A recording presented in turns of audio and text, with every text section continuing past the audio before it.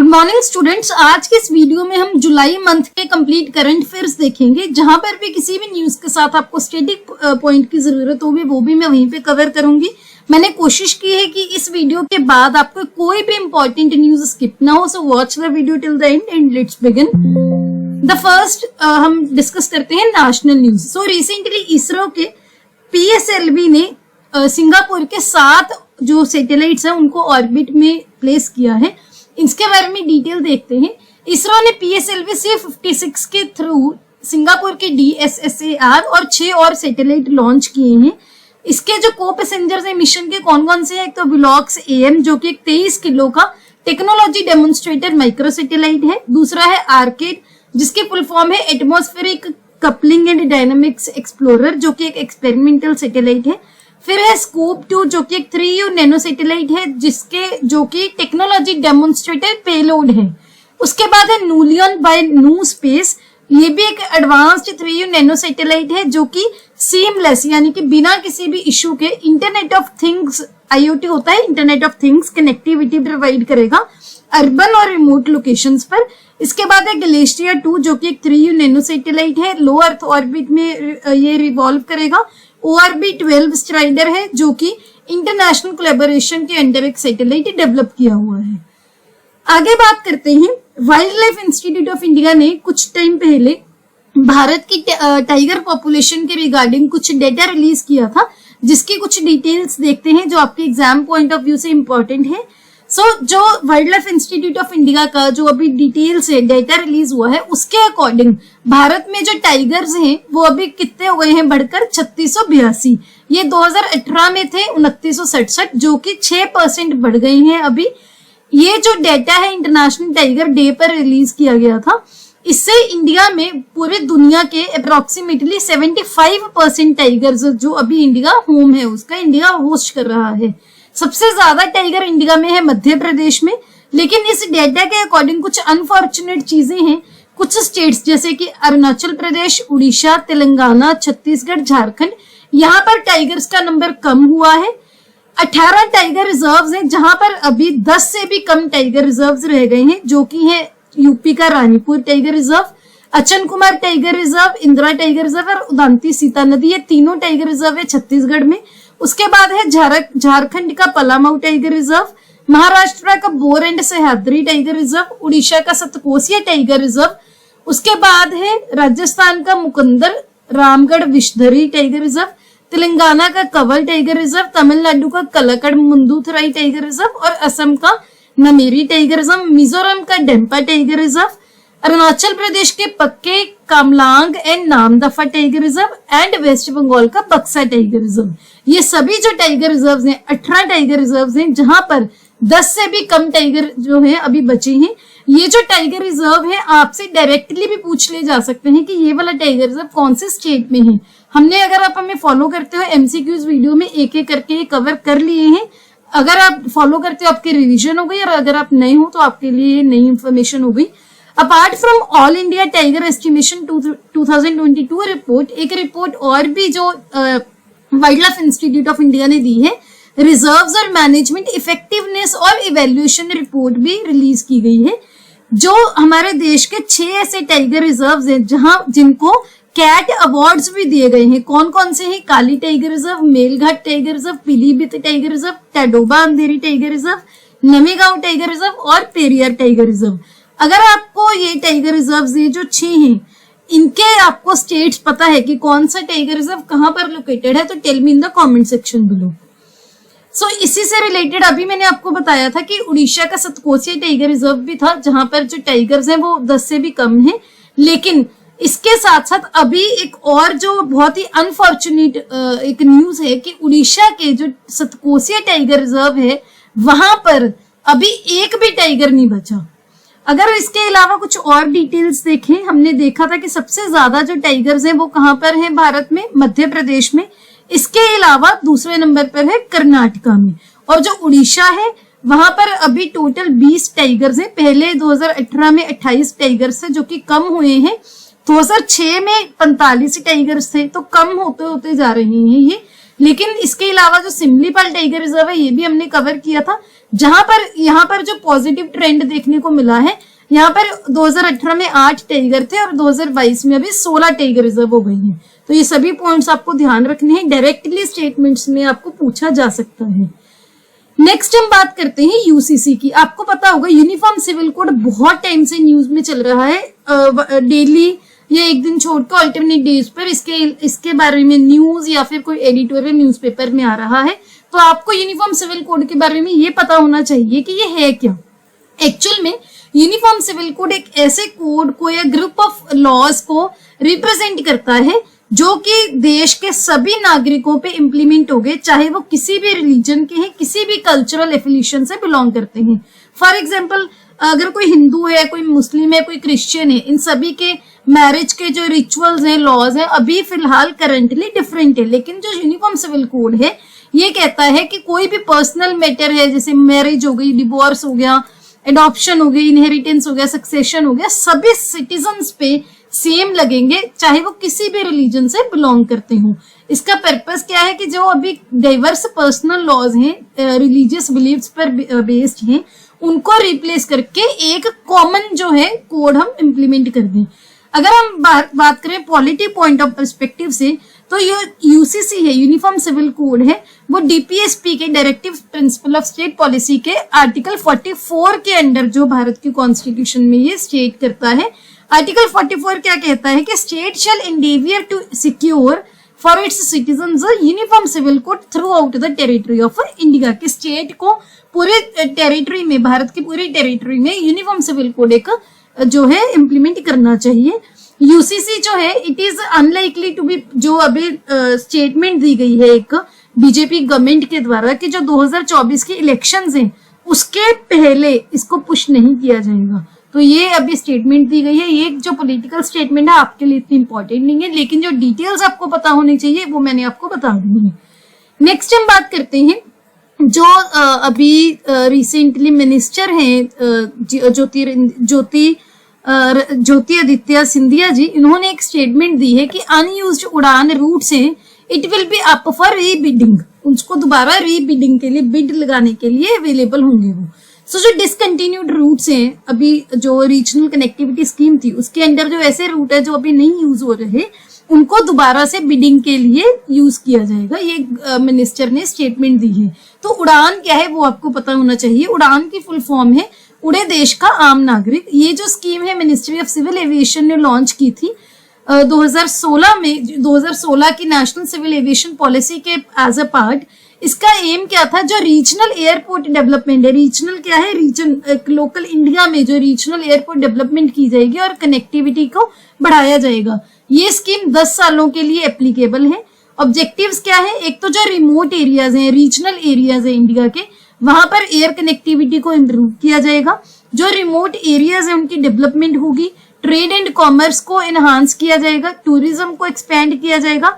जो आम नागरिक है, कॉमन पीपल है, उनको इनेबल किया जाएगा कि वो भी एयर ट्रेवल को एक्सेस कर सके, क्योंकि उसके जो रेट्स हैं, प्राइसेस हैं, उसको अफोर्डेबल बनाया जाएगा। एम्प्लॉयमेंट क्रिएशन होगी एविएशन सेक्टर में। तो ये सभी इसके ऑब्जेक्टिव से आपको पता होना चाहिए। नेक्स्ट हम बात करते हैं, रिसेंटली प्रधानमंत्री जी ने अपने जो मन की बात रेडियो एड्रेस होता है, उन्होंने बोला है कि जो मेरी माटी मेरा देश कैंपेन है, जो हमने वीकली करंट अफेयर में भी डिस्कस किया था, उन्होंने उसके लॉन्च के बारे में बात की कि इसके थ्रू हम देश के जो शहीद थे, जो किसी भी जो हमारे जो सिपाही हैं या कोई भी ऑफिसर हैं जो शहीद हुए हैं, उनको ऑनर करने के लिए कैंपेन चलाया जाएगा। उन्होंने यूएसए की सरकार को भी थैंक यू बोला है, क्योंकि हमने ये भी डिस्कस किया था कि यूएसए ने 105 के करीब कुछ एंशिएंट आर्टिफैक्ट्स हैं वो भारत को वापस कर दिए हैं। इसके अलावा उन्होंने सऊदी गवर्नमेंट के लिए भी मेंशन किया कि उनको भी उन्होंने धन्यवाद किया है कि उन्होंने जो हज है सऊदी गवर्नमेंट के अंडर, वहां पर जो लेडीज हैं, वमेन हैं, उनको अलाउ किया है मेल कैंपेनियन के बिना, कि वो मेल कंपेनियन के बिना ट्रेवल कर सकते हैं। तो ये चीजें आपको जो है एमसीक्यूज में पूछी जा सकती है। इसके अलावा जो मेरी माटी मेरा देश कैंपेन है वो एक्चुअल में क्या है, इसमें बहुत सारे प्रोग्राम्स जो पूरे देश में लॉन्च किए जाएंगे। इसके अंडर भारत के अलग अलग हिस्सों से मिट्टी लाकर एक तो जो हमारा राजपथ को रेनोवेट किया था कर्तव्य पाथ के नाम से, वहां पर गार्डन बनाने के लिए यूज किया जाएगा।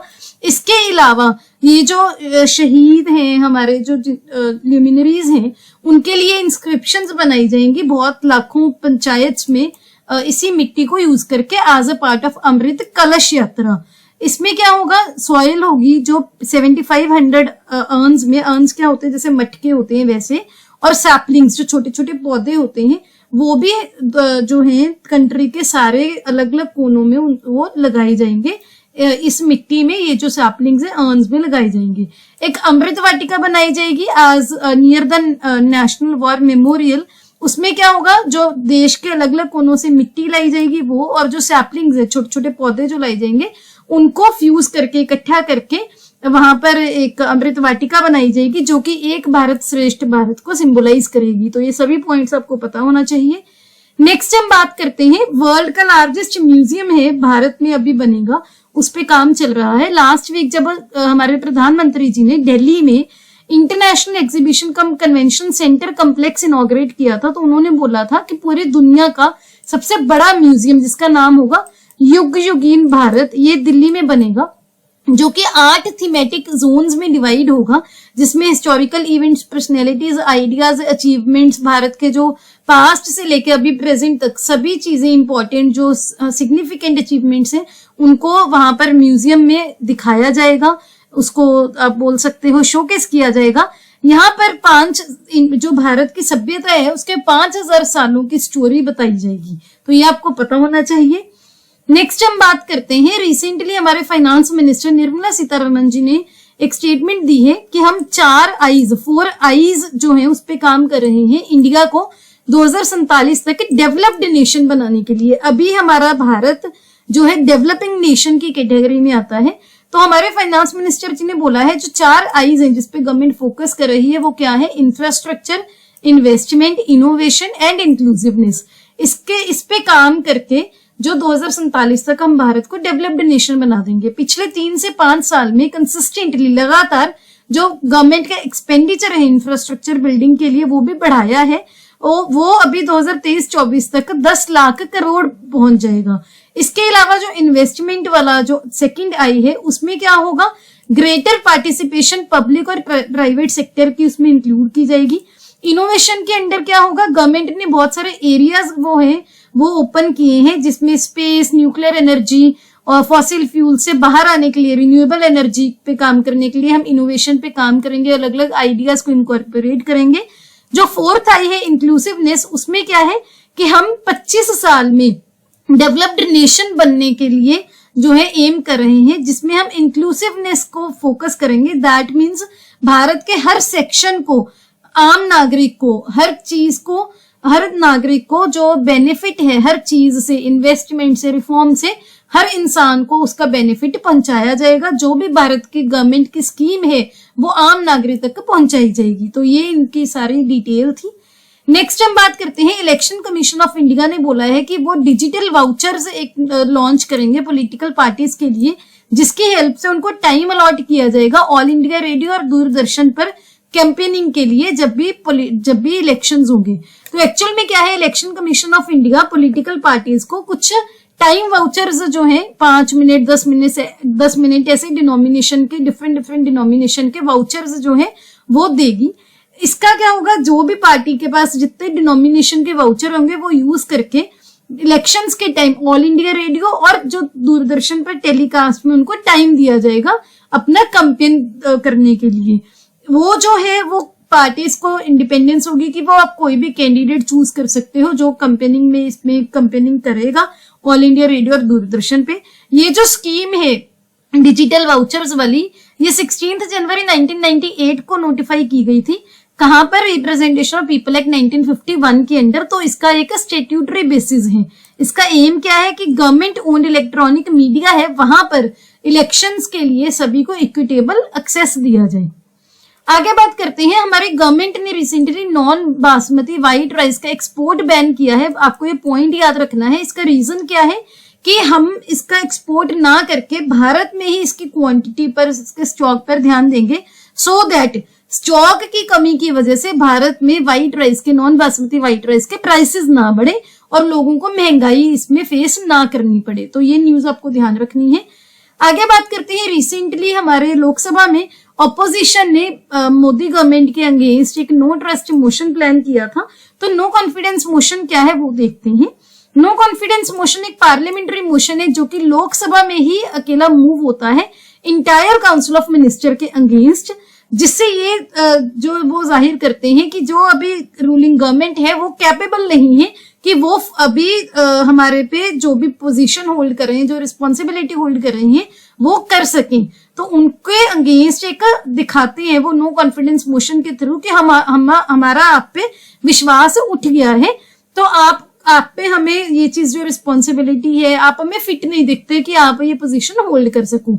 लोकसभा में जब भी ये अडॉप्ट किया जाता है नो कॉन्फिडेंस मोशन, उसके लिए कोई पहले रीजन नहीं बताना पड़ता।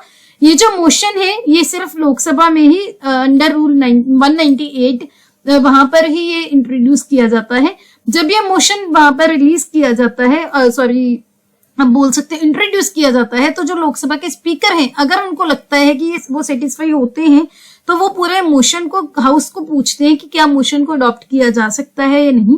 अगर ये मोशन हाउस में पास हो जाता है तो सरकार को ये जो अपना ऑफिस है यानी कि सरकार को रिजाइन करना पड़ता है, उनकी गवर्नमेंट गिर जाती है। नो कॉन्फिडेंस मोशन में बेसिकली एक मेजोरिटी वोट चाहिए होती है सो दैट वो उस हाउस में पास हो जाए। इसकी अगर हिस्ट्री देखें तो सबसे पहले 1963 में पास हुआ था, अभी तक 26 बार ये नो कॉन्फिडेंस मोशन पास हो चुका है। सबसे ज्यादा बार इंदिरा गांधी गवर्नमेंट को फेस करना पड़ा, 15 बार। 1993 में नरसिम्हा राव गवर्नमेंट को भी ये फेस करना पड़ा बाबरी मस्जिद डिमोलिशन के केस में। फिर वाजपेयी गवर्नमेंट को फेस करना पड़ा 1999 में जब ये हार गए थे। 2003 में वाजपेयी गवर्नमेंट को अगेंस्ट दोबारा से जो है मोशन इंट्रोड्यूस किया गया, लेकिन इस बार वाजपेयी गवर्नमेंट ये मोशन जीत गई थी और उनको रिजाइन नहीं करना पड़ा। 2008 में जब सीपीएम लेफ्ट फ्रंट गवर्नमेंट ने मनमोहन सिंह गवर्नमेंट से अपनी जो सपोर्ट है वापस ले ली थी, तब फिर से नो कॉन्फिडेंस मोशन है जो इंट्रोड्यूस किया गया था, लेकिन गवर्नमेंट ने अपनी मेजोरिटी प्रूव कर दी थी। नेक्स्ट हम बात करते हैं वही जो मेरी मिट्टी मेरा देश कैंपेन था, ये वहां पर मैंने लगाना था, ये स्लाइड थोड़ी मिसप्लेस हो गई, I am sorry for that. मैंने आपको वहां पर भी बताया था कि इसके अंदर जो मिट्टी है उसको यूज करके राजपाथ जो कि सेंट्रल विस्टा रीडेवलपमेंट प्रोजेक्ट के अंडर जो रेनोवेट करके जिसको कर्तव्य पाथ का नाम दिया गया था, वहां पर क्या है गार्डन्स बनेंगे। तो ये आपको ध्यान रखना है।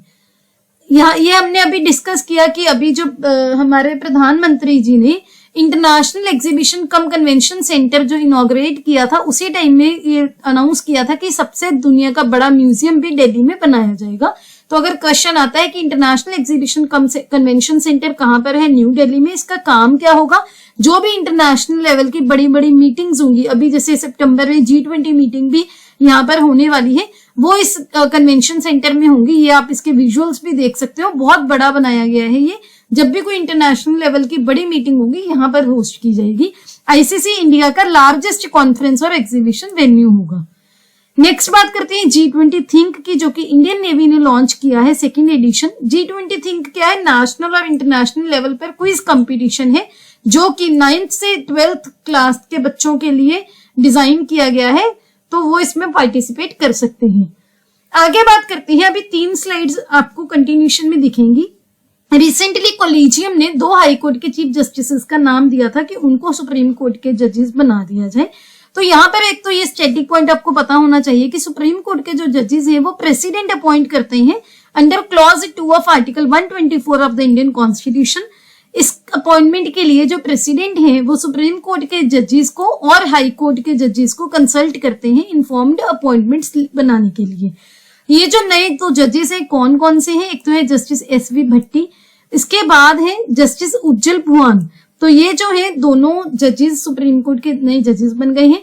जो सुप्रीम कोर्ट की मैक्सिमम जजेस की लिमिट है वो कितनी है, 34, लेकिन अभी 33 जो है कंप्लीट हो गई है। 34 में चीफ जस्टिस ऑफ इंडिया भी इंक्लूडेड है। जब भी कोई भी जज है वो सुप्रीम कोर्ट के जज अपॉइंट होते हैं तो उनको ओथ कौन एडमिनिस्टर करता है, चीफ जस्टिस ऑफ इंडिया। इसके भी आप यहाँ पर विजुअल देख सकते हो, हमारे चीफ जस्टिस DY चंद्रचूड़ जी इनको ओथ एडमिनिस्टर करा रहे हैं। इसके अलावा जब ये अपॉइंट किए गए सुप्रीम कोर्ट में, तो 2 जो हाई कोर्ट के चीफ जस्टिस थे उनकी पोजीशन वेकेंट हो गई, और इसके अलावा 2 और चीफ जस्टिस है, वो 4 टोटल नए chief justice of high courts वो भी अपॉइंट हुए हैं। कौन कौन से? सो एक तो है जस्टिस सुनीता अग्रवाल, जो कि chief justice of Gujarat high court appoint की गई हैं। ये अकेली वमेन चीफ जस्टिस होंगी किसी भी हाई कोर्ट की।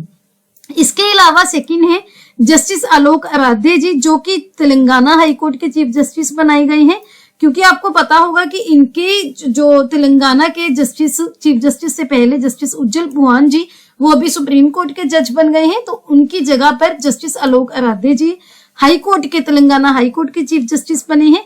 इनके अलावा जो उड़ीसा हाई कोर्ट है उनके चीफ जस्टिस बने हैं जस्टिस सुभाषिष तलपत्रा जी।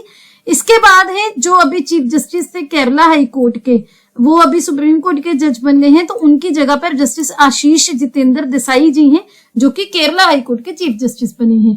तो अगर हम हाई कोर्ट के चीफ जस्टिस की अपॉइंटमेंट का प्रोसेस देखें, इंडियन कॉन्स्टिट्यूशन की आर्टिकल 217 के अंडर इनकी जो जज हैं हाई कोर्ट के वो अपॉइंट किए जाते हैं बाय द प्रेसिडेंट, और वो चीफ जस्टिस ऑफ इंडिया को कंसल्ट करते हैं और उस कंसर्न्ड स्टेट के गवर्नर को भी कंसल्ट करते हैं।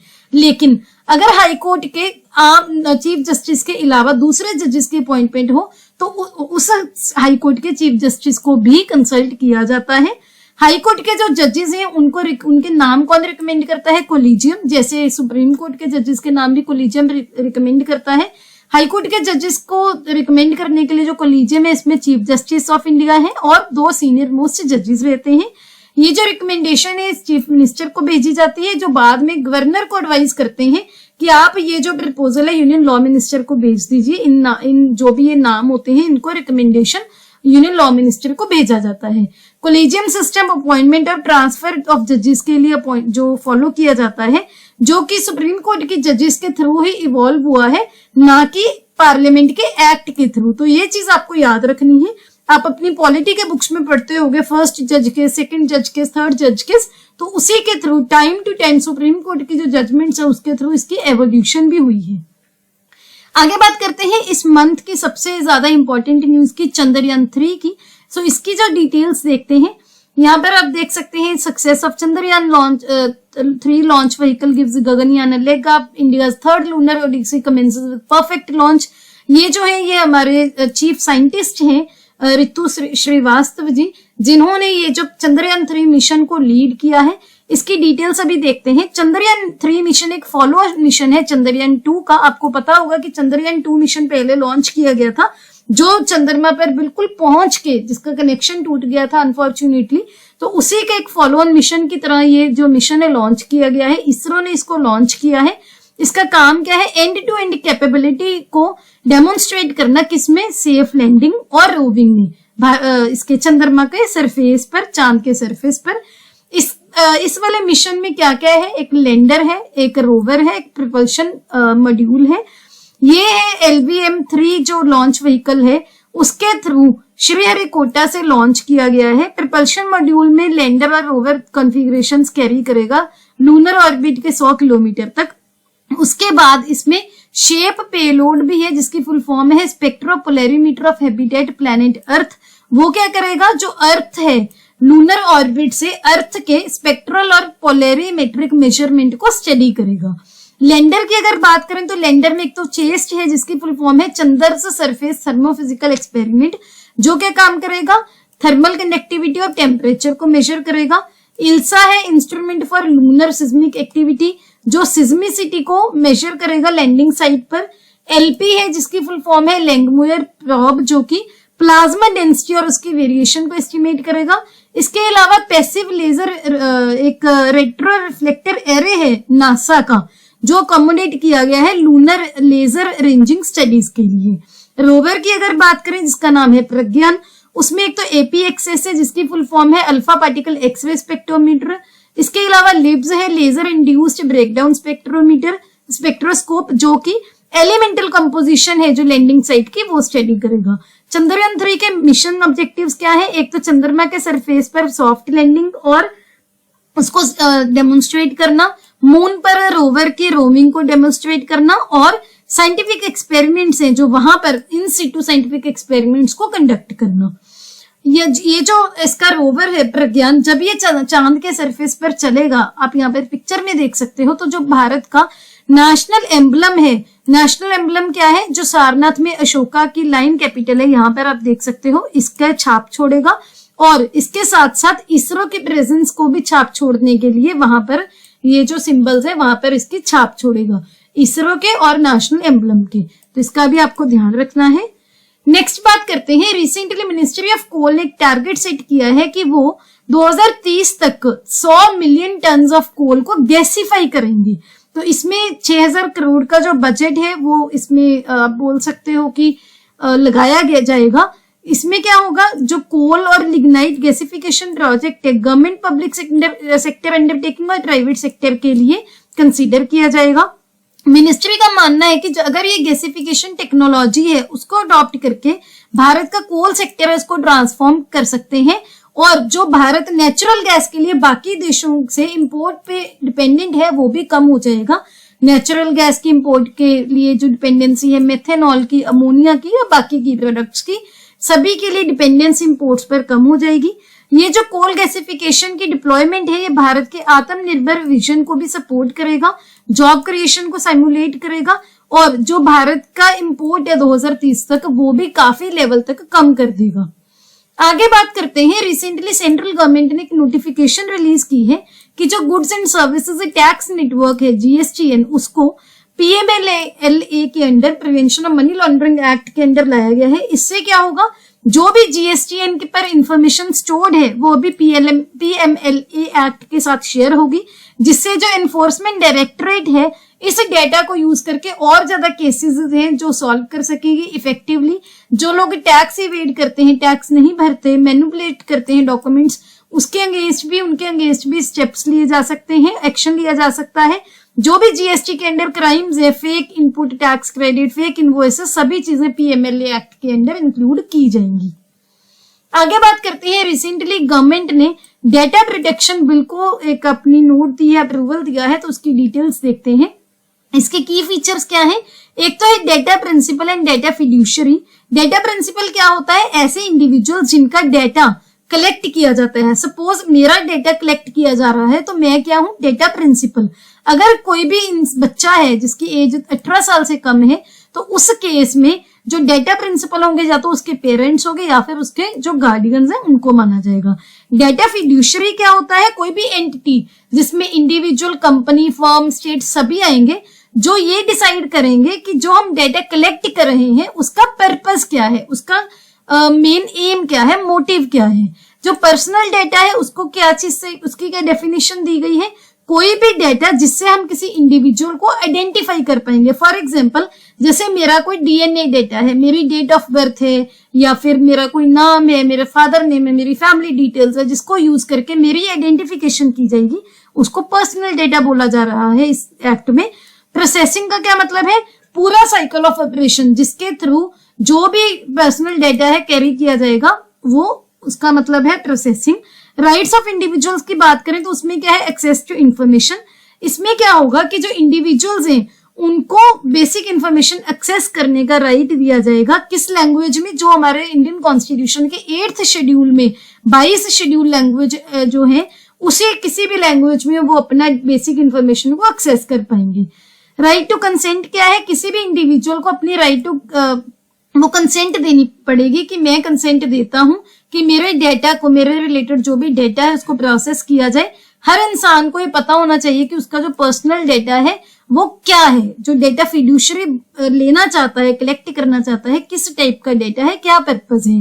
राइट टू इरेज है, जिसमें क्या है, जो डेटा प्रिंसिपल्स है जिनका डेटा होगा उनके पास राइट होगा कि वो कभी भी डेटा के इरेजर या करेक्शन को डिमांड कर सकते हैं कि ये डेटा गलत है, इसको करेक्ट कीजिए, या फिर ये डेटा हम यहाँ पर रिमूव करवाना चाहते हैं, वो भी उनका राइट है। राइट टू नॉमिनेट में क्या है, जो डेटा प्रिंसिपल्स हैं जिनका डेटा कलेक्ट किया जा रहा है वो एक नॉमिनी राइट जो है एक देंगे, नॉमिनेट करेंगे इंडिविजुअल को कि अगर उनकी डेथ होती है उनके बाद वो सारे जो राइट्स हैं उसको एक्सरसाइज करेगा। डेटा प्रोटेक्शन बोर्ड बनाया जाएगा जिसके अंडर सारे जो बिल की फीचर्स एंड प्रोविजंस उनकी कंप्लायंस इंश्योर की जाएगी। अगर कोई भी अनसेटिस्फैक्टरी रिस्पॉन्स आएगा डेटा फिड्यूशरी से तो जो कंज्यूमर्स है वो एक कंप्लेंट डेटा प्रोटेक्शन बोर्ड के पास फाइल कर सकते हैं।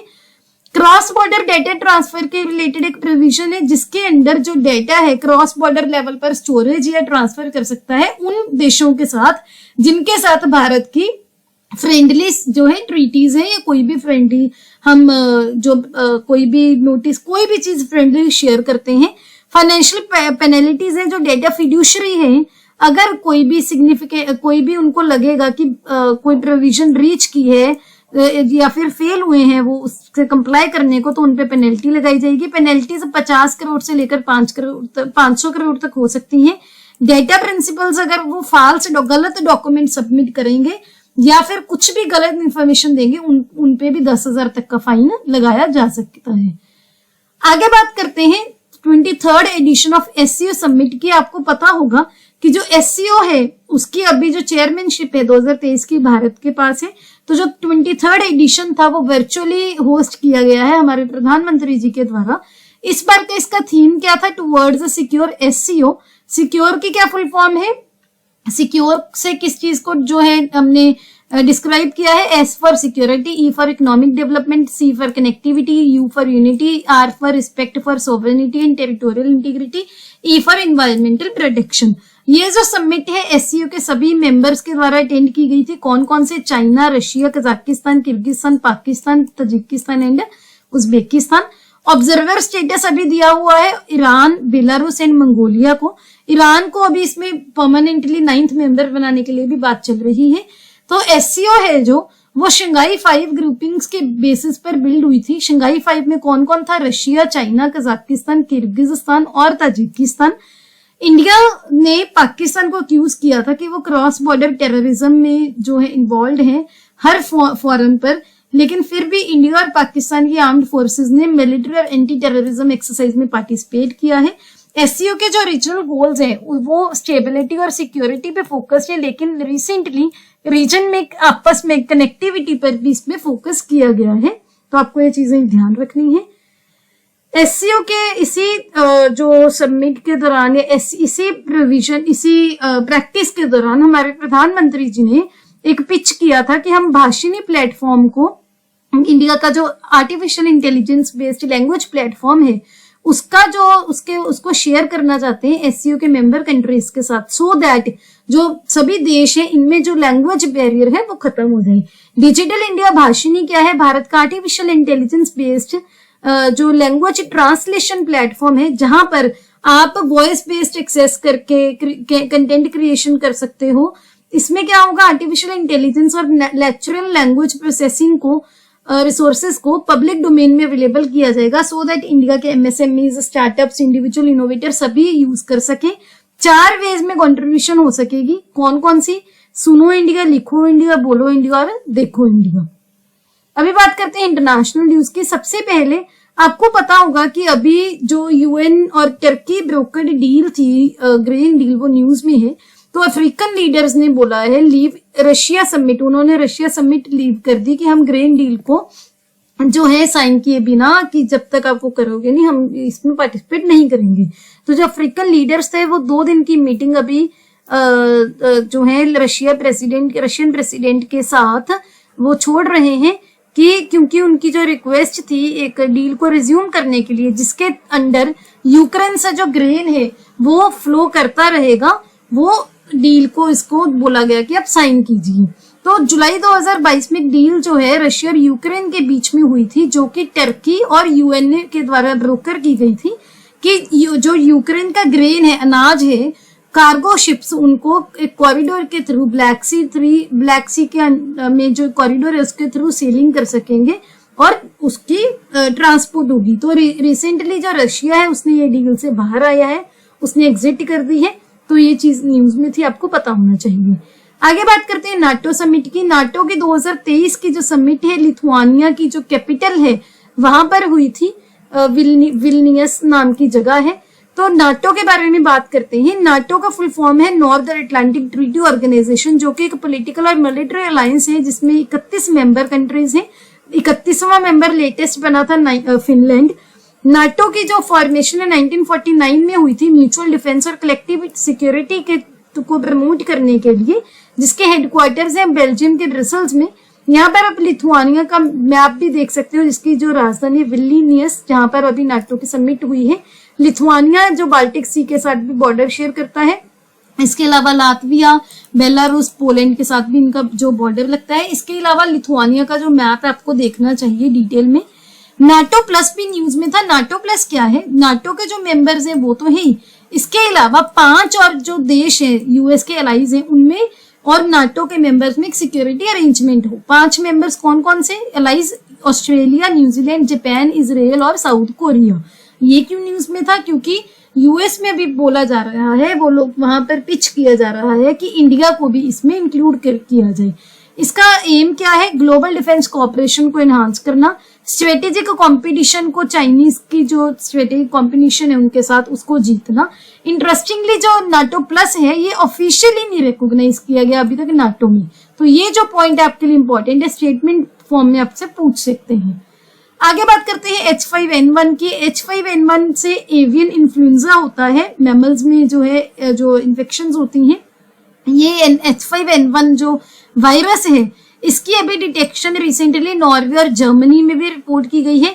नॉर्वे में जो वायरस है वहां पर रेड फॉक्स पप में देखा गया, जिसकी डेथ हो गई थी। जर्मनी ने सील्स में ये वायरस जो रिपोर्ट किया है। फिनलैंड ने जो F5N1 वायरस है 2 और फर फार्म्स में रिपोर्ट किया है कि जहां पर भी एवियन इन्फ्लुएंजा के जो केसेस है देखे गए हैं। यहाँ पर पिक्चर देख सकते हैं, ये जो है इनसे सैंपल्स ले रहे हैं जो हेल्थ ऑफिशियल्स हैं, किसकी टेस्टिंग के लिए? H5N1 की टेस्टिंग के लिए। आगे बात करते हैं, रिसेंटली भारत की सरकार ने डॉक्टर प्रणब सेन एक पैनल बनाया है। इसका क्यों इसका ऑब्जेक्टिव है नेशनल स्टैटिस्टिकल ऑर्गेनाइजेशन की मेथडोलॉजी को रिव्यू करने के लिए। कुछ टाइम से कुछ आर्टिकल्स पब्लिश हो रहे थे कि जो NSO है, नेशनल स्टैटिस्टिकल ऑर्गेनाइजेशन है, जो वो मेथड्स यूज करते हैं डेटा को कलेक्ट करने के लिए, वो जो मेथड्स है अभी उन पे काम करने की जरूरत है, उनको इम्प्रूव करने की जरूरत है। तो तभी ये डॉक्टर प्रणब सेन पैनल जो है, इसकी जो ये पैनल अपॉइंट किया गया है, इस पे काम करेगा। डायरेक्टली पूछ ली जाती है कमेटीज, पैनल्स की, कौन इनके चेयरमैन है, इसका क्या काम होगा। आगे बात करते हैं, अभी आपको पता होगा G20 की जो करंट चेयरमैनशिप है इंडिया के पास है। तो G20 की इसी मेंबरशिप के दौरान इंडिया ने एक पिच किया था कि जो अफ्रीकन यूनियन है उसको परमानेंटली G20 की मेंबरशिप दी जाए। तो अफ्रीकन यूनियन क्या है? ये एक कॉन्टिनेंटल बॉडी है जिसमें अफ्रीका कॉन्टिनेंट के 55 जो कंट्रीज हैं वो मेंबर स्टेट्स हैं। 2002 में जो ये ऑफिशियली लॉन्च किया गया था ऑर्गेनाइजेशन ऑफ अफ्रीकन यूनियन के सक्सेसर की तरह, यानी कि जो पहले ऑर्गेनाइजेशन ऑफ अफ्रीकन यूनिटी था उसको अफ्रीकन यूनियन बना दिया गया था। इसका विजन क्या है? Integrated, prosperous and peaceful Africa driven by its own citizens and representing the dynamic force in the global arena. African union conference centre and office complex जो बिल्डिंग है इथियोपिया के एडिस अबाबा में है, जहां पर इसका हेडक्वार्टर्स भी है। तो सभी पॉइंट्स आपको पता होना चाहिए। आगे बात करते हैं CPTPP की, जिसकी फुल फॉर्म है comprehensive and progressive agreement for trans pacific partnership, जो कि फ्री ट्रेड एग्रीमेंट है किनके बीच? Australia, Brunei, Canada, Chile, Japan, Malaysia, Mexico, Peru, New Zealand, Singapore और वियतनाम के बीच। इस ट्रेडिंग ब्लॉक को रिसेंटली यूनाइटेड किंगडम ने साइन किया है फॉर्मली, और ये पहला यूरोपियन नेशन बन गया है जिसने CPTPP को ज्वाइन किया है। तो काफी इंपॉर्टेंट है, आपको ध्यान रखना है। आगे बात करते हैं, UN सिक्योरिटी काउंसिल ने अनाउंस किया था कि अब वो पहली सबसे मीटिंग है जो आर्टिफिशियल इंटेलिजेंस के थ्रेट्स को डिस्कस करने के लिए, वो कहां पर कंडक्ट होगी? यूनाइटेड किंगडम में, UK में। नेक्स्ट बात करते हैं, रिसेंटली USA ने यूनेस्को में री एंटर कर लिया है। तो इसके बारे में हम डिटेल वीकली में डिस्कस कर चुके हैं, बहुत ज्यादा डिटेल नहीं देखेंगे। यूनेस्को का हेडक्वार्टर कहां पर है? पेरिस में है। यूनेस्को में एज ए मेंबर US के रीज्वाइन करने से टोटल मेंबर्स अभी हो गए हैं 194। पहले जो थे 193 मेंबर से। इंडिया भी यूनेस्को का मेंबर है। यूनेस्को के डायरेक्टर जनरल कौन है? Audrey Azoulay. तो ये सभी पॉइंट्स आपको ध्यान रखने हैं। इसकी जो सभी चीजें थी हम डिस्कस कर चुके हैं, रिपीट नहीं करेंगे। आगे बात करते हैं अर्जेंटीना की, जिसने हिंदुस्तान जो एरोनॉटिक्स लिमिटेड है उसके साथ एक लेटर ऑफ इंटेंट साइन किया है हेलीकॉप्टर्स खरीदने के लिए। तो जो हिंदुस्तान एरोनॉटिक्स लिमिटेड और मिनिस्ट्री ऑफ डिफेंस है उन्होंने अर्जेंटीना के साथ किया है। अर्जेंटीना पहली ऐसी लैटिन अमेरिकन देश है जिसने तेजस को अक्वायर करने के लिए इंटरेस्ट शो किया है, तो आपको ध्यान रखना है। ये साउथ अमेरिका में कंट्री है, साउथ अमेरिका जो कॉन्टिनेंट है वहां पर आप यहाँ पर देख सकते हैं। ये अर्जेंटीना है जिसकी कैपिटल है ब्यूनो आयर्स। ये इसकी बॉर्डर है चिली के साथ लगता है, बोलीविया के साथ, पैराग्वे के साथ, उरुग्वे के साथ। एक साइड इसके पैसिफिक ओशन है, दूसरी साइड अटलांटिक ओशन है। आगे बात करते हैं अल्जीरिया की, जिसने अप्लाई किया है अभी ब्रिक्स बैंक को ज्वाइन करने के लिए। ब्रिक्स की क्या फुल फॉर्म है? ब्राजील, रशिया, इंडिया, चाइना और साउथ अफ्रीका, जो कि पांचों इसके मेंबर्स हैं। ब्रिक्स जो बैंक है इसका नाम ब्रिक्स डेवलपमेंट बैंक भी है। इसका हेडक्वार्टर है चाइना के शंघाई में। ब्रिक्स न्यू डेवलपमेंट बैंक एक मल्टीलेटरल फाइनेंशियल इंस्टीट्यूशन है जो कि ब्रिक्स के देशों ने जो है एस्टैब्लिश किया था। इसका पर्पस क्या था? ब्रिक्स देशों में इंफ्रास्ट्रक्चर और सस्टेनेबल डेवलपमेंट एफर्ट्स को फोस्टर करने के लिए, डेवलपिंग नेशंस और इमर्जिंग इकोनॉमीज में इंफ्रास्ट्रक्चर को प्रमोट करने के लिए। रीजनल मल्टीलेटरल बॉडी का एम ये भी है कि जो इसके मेंबर नेशंस हैं उनको इनोवेशन और टेक्नोलॉजी में भी हेल्प करें। तो अभी अल्जीरिया ने बोला है कि ब्रिक्स बैंक में ज्वाइन करने के लिए अप्लाई किया है। आगे बात करते हैं ब्रिक्स समिट की, जो कि इस साल साउथ अफ्रीका के जॉनसनबर्ग में होने वाली है, जिसमें रशिया के जो प्रेसिडेंट है वर्चुअली पार्टिसिपेट करेंगे, फिजिकली नहीं करेंगे। क्यों? क्योंकि जो आईसीसी है, इंटरनेशनल क्रिमिनल कोर्ट, उसने रशिया के अगेंस्ट एक वारंट इशू किया है और जो साउथ अफ्रीका है वो आईसीसी का मेंबर है और साउथ अफ्रीका ही इसका होस्ट है। तो ये जो आईसीसी के जो बोल सकते हो उसके वारंट को कंप्लाई करने के लिए ये डिसीजन लिया गया है, स्टेप लिया गया है। ब्रिक्स क्या है? ब्रिक की तरह स्टार्ट हुआ था 2001 में। 2010 में जब साउथ अफ्रीका भी इसका मेंबर बन गया तो ये ब्रिक्स बन गया, जिसके अभी member Brazil, Russia, India, China और साउथ अफ्रीका है। हेडक्वार्टर है चाइना के शंघाई में। आईसीसी की अगर बात करें, इंटरनेशनल क्रिमिनल कोर्ट की, ये अकेला परमानेंट इंटरनेशनल क्रिमिनल ट्रिब्यूनल है जो कि 1998 के रोम स्टैट्यूट के साथ द्वारा क्रिएट किया गया था। इसके हेडक्वार्टर है नीदरलैंड के हेग में।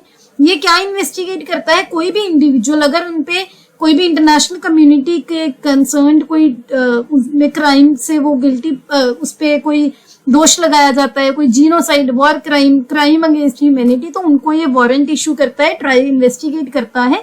जो भी रोम स्टैट्यूट की पार्टीज है, एक तो 123 नेशंस, वो आईसीसी की अथॉरिटी को भी रिकॉग्नाइज करती हैं। लेकिन इसमें कुछ देशों के आपको नाम बताना चाहिए, जैसे यूएसए है, चाइना, इंडिया और रशिया।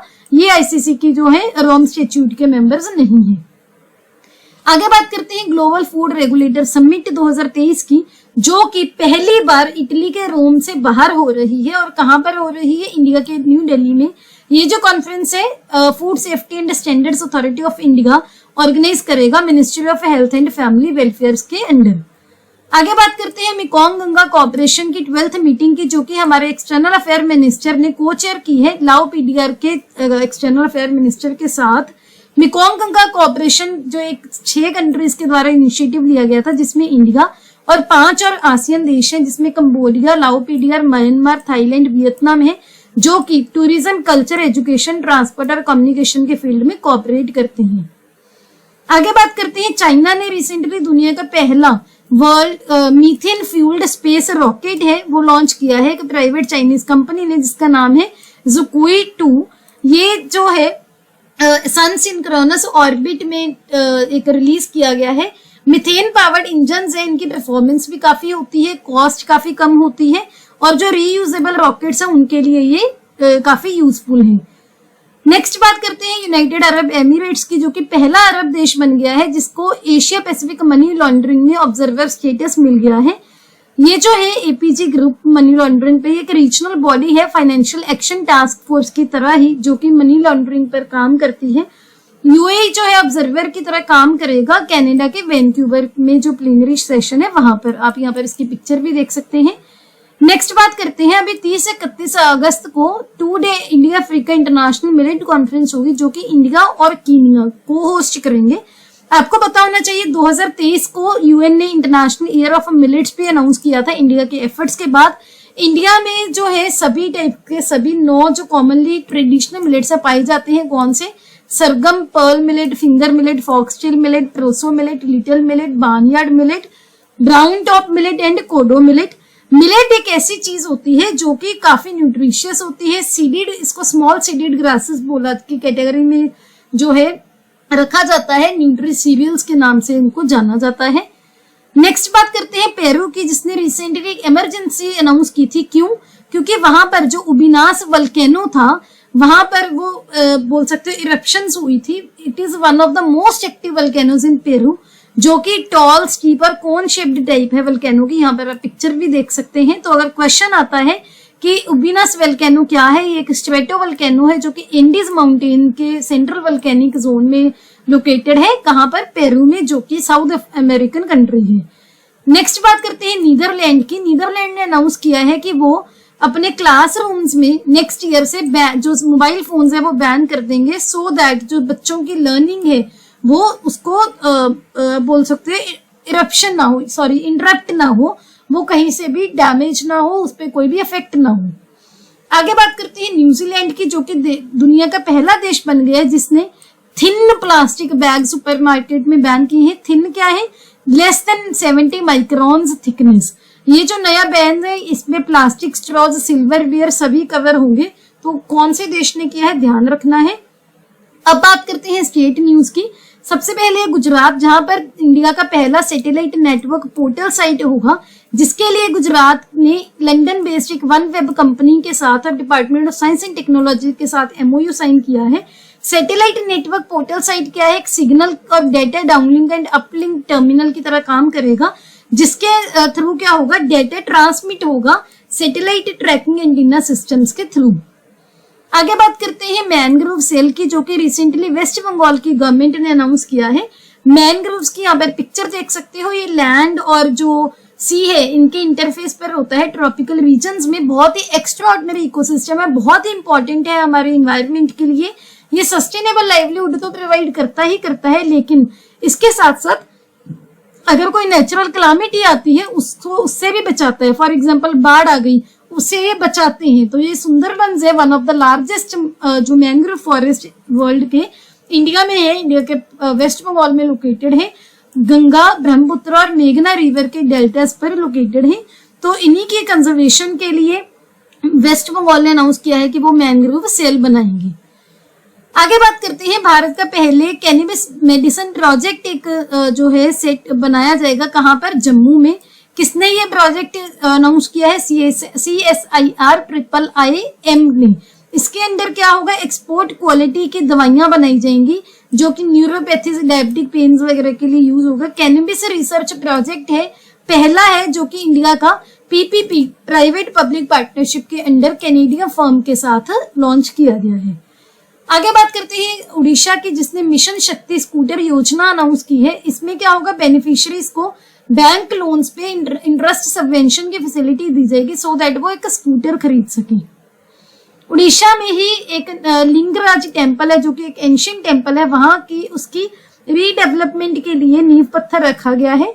2019 में एक एकमरा क्षेत्र स्कीम जो है, एकमरा क्षेत्र amenities and monument revival action Ekamra plan के अंडर जो 2019 में लॉन्च किया गया था।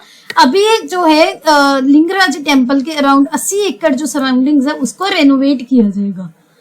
आगे बात करते हैं मो जंगल जामी योजना की। ये भी उड़ीसा की है, जिसका काम क्या होगा कि जो ट्राइबल्स हैं, कबीले के लोग हैं, जो लोग जंगलों में रहते हैं, उनको फॉरेस्ट राइट्स है वो बोल्स्टर की जाए। उड़ीसा पहला ऐसा राज्य बना है जिसने कम्युनिटी फॉरेस्ट राइट्स को रिकॉग्नाइज किया है इंडिविजुअल राइट्स के साथ साथ। तो आपको ये ध्यान रखना है।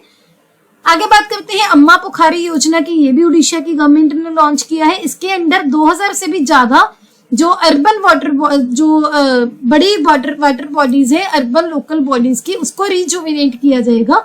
ये जो प्रोजेक्ट है इसमें नेचुरल और ऑर्गेनिक मेथोडोलॉजी यूज की जाएगी सराउंडिंग एरियाज के क्लाइमेट को इम्प्रूव करने के लिए। आगे बात करते हैं उड़ीसा ने एक प्रेस रिलीफ वो किया था कि जो कुई लैंग्वेज है जो उड़ीसा के कंदा कम्युनिटी के द्वारा बोली जाती है वो भारत की कॉन्स्टिट्यूशन के 8th शेड्यूल में जो इंक्लूड की जाए। कुई जो है एक साउथ ईस्टर्न द्रविडियन लैंग्वेज है जो कि कंदा कम्युनिटी बोलती है। उड़ीसा में प्राइमरीली बोली जाती है, जिसके लिए उड़िया जो स्क्रिप्ट है, लिपि है, वो यूज होती है, तो ध्यान रखना है। नेक्स्ट बात करते हैं सिक्किम की। सिक्किम ने अनाउंस किया है कि वो अपने गवर्नमेंट स्टाफ को 1 साल की मैटरनिटी लीव देंगे और पैटर्निटी लीव के अंडर 1 महीने की देंगे। अभी जो मैटरनिटी बेनिफिट एक्ट है उसके अंडर जो है 4 वीक्स की जो मैटरनिटी लीव है दी जाती है। आगे बात करते हैं गोवा की। वर्ल्ड का biggest national male pageant the 12वां मिस्टर इंडिया कंपटीशन गोवा इस पर होस्ट करेगा, तो ध्यान रखना है।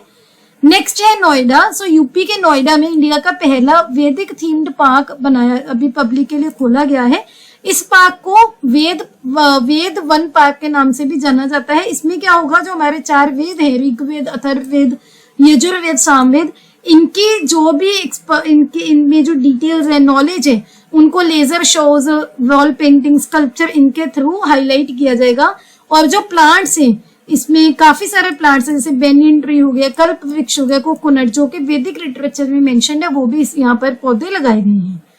आगे बात करते हैं छत्तीसगढ़ की। रिसेंटली हमारे प्रधानमंत्री जी ने 3 नेशनल हाईवे प्रोजेक्ट छत्तीसगढ़ के लिए जो इनॉग्रेट किए हैं, रायपुर विशाखापट्टनम कॉरिडोर में। यहाँ पर आपको क्या ध्यान रखना है कि ये जो कॉरिडोर है Udanti wild life sanctuary area के थ्रू पास करेगा।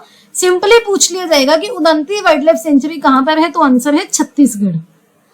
आगे बात करते हैं यूपी के लखनऊ की, जहां यहाँ पर यूपी की गवर्नमेंट प्लान कर रही है कि वो एक डेडिकेटेड मंकी फॉरेस्ट बनाएंगे, सो दैट जो मंकीज की पॉपुलेशन है उनको सस्टेन किया जा सके। इनको वानर 1 के नाम से जाना जाएगा। 3 जो कैटेगरीज में ये बनाई जाएंगे, नगर निगम, forest and rural development departments.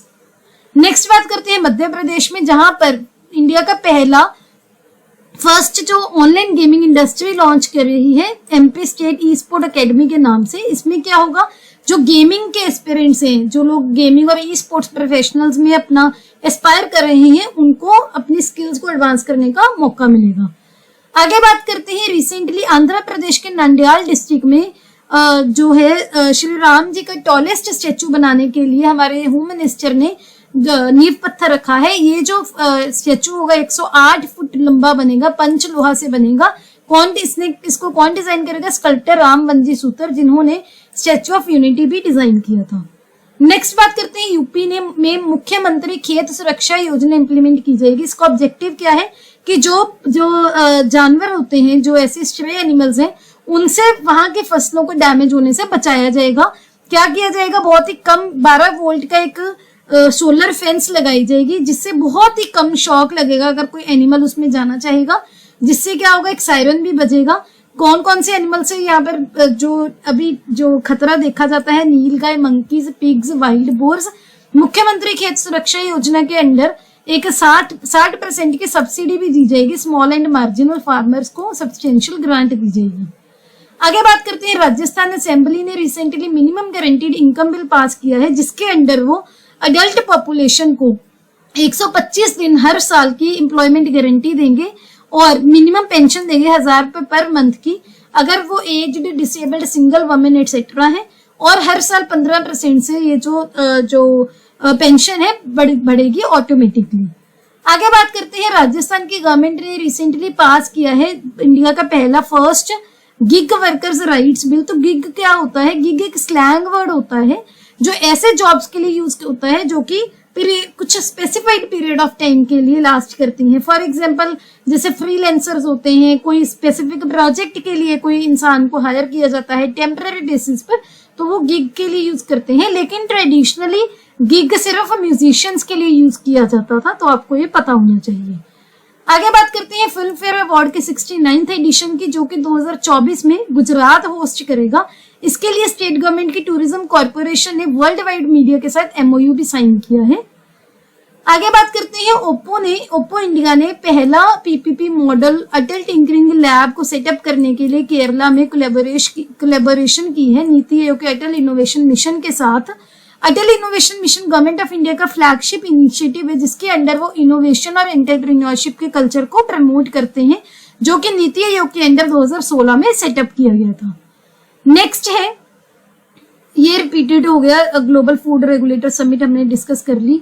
Next है प्रोजेक्ट गज कोथा, जो कि असम में लॉन्च किया गया है। इसका क्या ऑब्जेक्टिव है कि जो एलिफेंट ह्यूमन कन्फ्लिक्ट है उसको प्रिवेंट किया जाए, एलिफेंट्स की इंपॉर्टेंस को बताया जाए, उनके जो बिहेवियर है, उनकी इकोलॉजी है, उनके बारे में लोगों को अवेयर किया जाएगा। तो प्रोजेक्ट गज कोथा कहाँ पर ये लॉन्च किया गया है? असम में।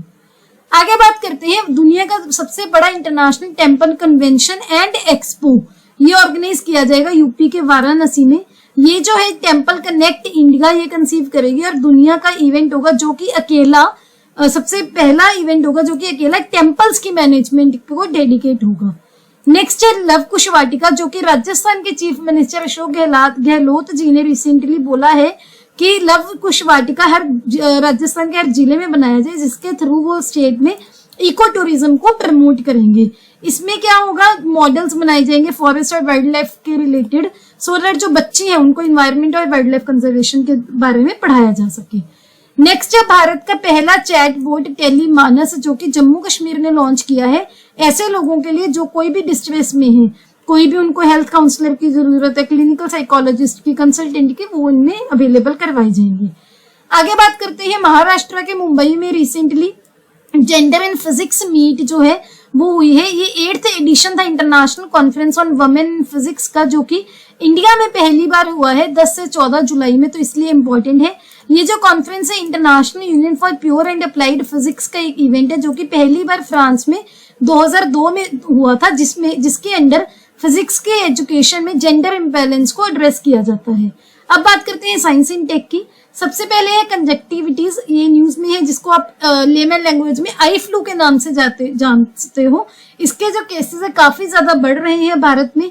आपको यहाँ पर क्या ध्यान रखना है कि जो कंजक्टिविटीज है इसको पिंक आई के नाम से भी जाना जाता है। ये क्या एक वायरल डिजीज है, आई फ्लू है, जिसके लिए हाइजीन जो मेजर्स हैं वो भी अभी अनाउंस किए गए हैं हेल्थ ऑफिशियल्स के द्वारा, डॉक्टर्स के द्वारा।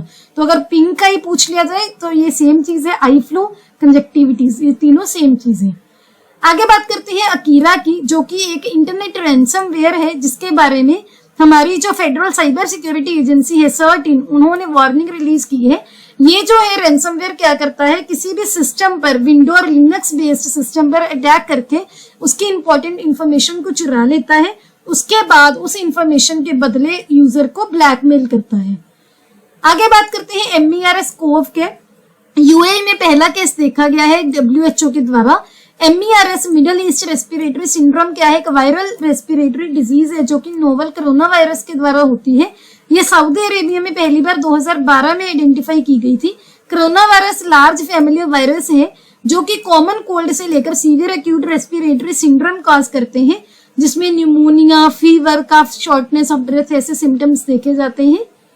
नेक्स्ट बात करते हैं सेमिकॉन इंडिया 2023 की, जिसमें 23 कंट्रीज ने पार्टिसिपेट किया है, जो कि गुजरात के गांधीनगर में हुई है 28 जुलाई को। इसमें क्या है, इंडिया के रिमार्केबल प्रोग्रेस है जो सेमीकंडक्टर सेक्टर में, उसको शोकेस किया गया है। सेमीकंडक्टर्स क्या है, कंडक्टर्स और इंसुलेटर के बीच में जिन प्रोडक्ट्स की कंडक्टिविटी लाई करती है उनको सेमीकंडक्टर बोला जाता है। आगे बात करते हैं स्विट्जरलैंड की, जहां पर बेले रोबोट एक डेवलप हुआ है। ये एक फिश रोबोट है जो क्या करेगा, जो कंजर्वेशनिस्ट हैं उनको, जो मरीन ऑर्गेनिजम्स है, नीचे जाकर पानी में जाकर ये रोबोट मरीन एनवायरनमेंट को डिस्टर्ब किए बिना उनके बारे में डिटेल्स देगा। ये एक अंडर वाटर रोबोट है जो कि DNA सैंपल कलेक्ट करेगा, अंडर वाटर फिल्म करेगा, डेलिकेट इकोसिस्टम को डिसरप्ट किए बिना। आगे बात करते हैं AI इंडस्ट्री अभी इतनी बढ़ रही है, तो उड़ीसा के एक टीवी उड़िया बेस्ड एक न्यूज स्टेशन ने इंडिया का पहला regional artificial intelligence news anchor unveil किया है, जिसका नाम है लीजा। यहाँ पर आप पिक्चर देख सकते हैं। इसके अलावा कन्नड़ का फर्स्ट आर्टिफिशियल इंटेलिजेंस एंकर भी आप देख सकते हैं पावर टीवी पे, जिसका नाम है सौंदर्य। यहाँ पर इसकी भी पिक्चर देख सकते हैं। मीटा ने कोलैबोरेट किया है माइक्रोसॉफ्ट के साथ ललामा 2 को लॉन्च करने के लिए, जो कि एक artificial intelligence based language model है। मीटा का पहले ललामा 1 भी है, जो कि फरवरी 2023 में जो लॉन्च किया गया था। अभी माइक्रोसॉफ्ट के साथ इसकी कोलैबोरेशन की गई है, जो कि रिसर्च और कमर्शियल यूज के लिए अवेलेबल होगा, डेवलपर्स को इनेबल करेगा, बिजनेसेस को next generation of generative AI tools के लिए इनेबल करेगा। आगे बात करते हैं पेरू की, जहां पर गुइलियन बेयर सिंड्रोम के काफी केसेस के बढ़ जाने की वजह से नेशनल इमरजेंसी अनाउंस की गई है। गुइलियन बेयर सिंड्रोम क्या है? एक रेयर ऑटो इम्यून डिसऑर्डर है जहां पर बॉडी का इम्यून सिस्टम अपने ही बॉडी के पेरिफेरल नर्व्स पर अटैक करता है, जिसके जो है काफी ज्यादा जो है सीरियस इश्यूज देखे जाते हैं। आगे बात करते हैं डार्क पैटर्न्स की, जो कि अभी रिसेंटली इंफॉर्मेशन ब्रॉडकास्टिंग मिनिस्ट्री ने जिसके बारे में एक वार्निंग रिलीज की थी। डार्क पैटर्न क्या है कि जो कंपनीज जानबूझ के मैनिपुलेट करती हैं डार्क पैटर्न को यूज करके। इसमें क्या होता है, फॉर एग्जांपल आप कोई ऑनलाइन शॉपिंग कर रहे हो ई कॉमर्स की वेबसाइट पर, आपने कार्ट में एक कोई भी प्रोडक्ट ऐड किया, लेकिन जब आप अपनी कार्ट ओपन की वहां पर आपको 3-4 प्रोडक्ट्स दिखे, तो वहां से क्या है वो इन्फ्लुएंस करने की कोशिश करता है आपके डिसीजंस को, आपके बिहेवियर को, कि क्या पता आप इससे और ज्यादा शॉपिंग कर लो। तो इसी को डार्क पैटर्न बोला जाता है, जो कि यूजर इंटरफेस टेक्निक है, इंटेंशनली क्राफ्ट की गई है लोगों को मैनिपुलेट करने के लिए। अब बात करते हैं national sickle cell anaemia elimination mission की, जो कि हमारे प्रधानमंत्री जी ने लॉन्च किया है, जिसका एम क्या है, एनीमिया को 2047 तक एलिमिनेट करेगा, जिसमें 7 करोड़ लोगों की 40 साल से कम 7 करोड़ लोगों की अगले 3 सालों में स्क्रीनिंग की जाएगी। लोगों को sickle cell genetics status card देंगे, जिससे वो ये इंश्योर कर सकेंगे कि जो ये बीमारी है अगली जनरेशन तक ना जाए। अब बात करते हैं यूक्लिड स्पेसक्राफ्ट की, जो कि यूरोपियन स्पेस एजेंसी ने लॉन्च किया है। ये जो एडवांस्ड स्पेस टेलीस्कोप है, ये अर्थ सन L2 लैग्रेंज पॉइंट पे प्लेस किया जाएगा। 1 महीना ये वहां पर जो है लगाएगा। क्या करेगा, ये बहुत सारी गैलेक्सीज की जो ऑब्जर्वेशन है करेगा, जिससे ये डेटा यूज करके scientist dark matter, dark energy के बारे में काफी रिसर्च कर सकेंगे। अब बात करते हैं पेस्टिसाइड्स पिटीट्स रुमिनांट्स की, जिसके केसेस हिमाचल के लाहौल स्पीति में देखे गए हैं। वहां की जो भेड़ है और जो बकरी है उनमें ये देखी गई है। ये बहुत ही हाईली कंटेजियस वायरल डिजीज है, जो कि क्लोज कांटेक्ट में आने के जो इन्फेक्टेड एनिमल्स उनके क्लोज कांटेक्ट में आने से होती है। पीपीआर वायरस ह्यूमंस को नहीं इन्फेक्ट करता, ये आपको ध्यान रखना है। अब बात करते हैं मोज़ेक वायरस की, जो कि महाराष्ट्र और कर्नाटका के जो टमाटर के ग्रोअर्स हैं, जो किसानों ने टमाटो की जो कल्टीवेशन की थी, उन्होंने रिपोर्ट किए हैं टमाटो की जो क्रॉप है वो कुकुम्बर मोज़ेक वायरस से इन्फेक्टेड हुई है। कहां पर? महाराष्ट्र में, लेकिन कर्नाटका में या और साउथ इंडियन स्टेट्स में टमाटो मोज़ेक वायरस से ये हुई है, जिसकी वजह से क्रॉप का काफी ज्यादा लॉस हुआ है। वेजिटेबल मोज़ेक वायरस एक पैरासाइट है, जो कि प्लांट गार्डन क्रॉप्स को डिस्ट्रॉय कर देता है, और अगर आपको इसका ध्यान ना दिया जाए, इसको ना ट्रीट किया जाए, तो बहुत स्पीड से बाकी फसलों में भी स्प्रेड हो जाता है। अब बात करते हैं एनवायरमेंट न्यूज की। सबसे पहले बात करते हैं इंडिया के ओनली एप की, जिसके बारे में चाइना के इवेंट में भी कंसर्न रेज किया गया। टेललेस हुलॉक गिबन, जिसकी यहाँ पर आपको पिक्चर भी दिख रही है, ये भारत में पाया जाने वाला अकेला एप है। गिबन दुनिया का सबसे छोटा और फास्टेस्ट एप है, जो कि ट्रॉपिकल और सब ट्रॉपिकल फॉरेस्ट में रहता है, एशिया के साउथ ईस्टर्न पार्ट्स में। ये बांग्लादेश, नॉर्थ ईस्ट इंडिया और साउथ वेस्ट चाइना में प्रिमिटिव नेटिव है। हुलॉक गिबन भारत के नॉर्थ ईस्ट में मिलते हैं। ये 2 कैटेगरीज में डिवाइड किए जाते हैं, वेस्टर्न हुलॉक गिबन और ईस्टर्न हुलॉक गिबन। दोनों ही भारत में पाए जाते हैं। भारत में इनको Indian wild life protection act 1972 के शेड्यूल 1 में लिस्ट किया गया है। आगे बात करते हैं यूरिया गोल्ड की, जो कि यूरिया का एक नई वैरायटी अनवील की गई है, जिसकी सल्फर से कोटिंग हुई है। ये यूज की जाएगी सल्फर की डेफिशिएंसी को एड्रेस करने के लिए। ये सॉइल में अगर यूरिया यूज होगा, यूरिया गोल्ड, इससे क्या होगा, जो नाइट्रोजन है इसकी अवेलेबिलिटी और अपटेक को भी जो इंक्रीज वो हो सकता है। ह्यूमिक एसिड के इंक्लूजन की वजह से यूरिया गोल्ड में इसका जो लाइफ स्पेन है, इसकी जो लाइफ है वो भी बढ़ गई है एज अ फर्टिलाइजर।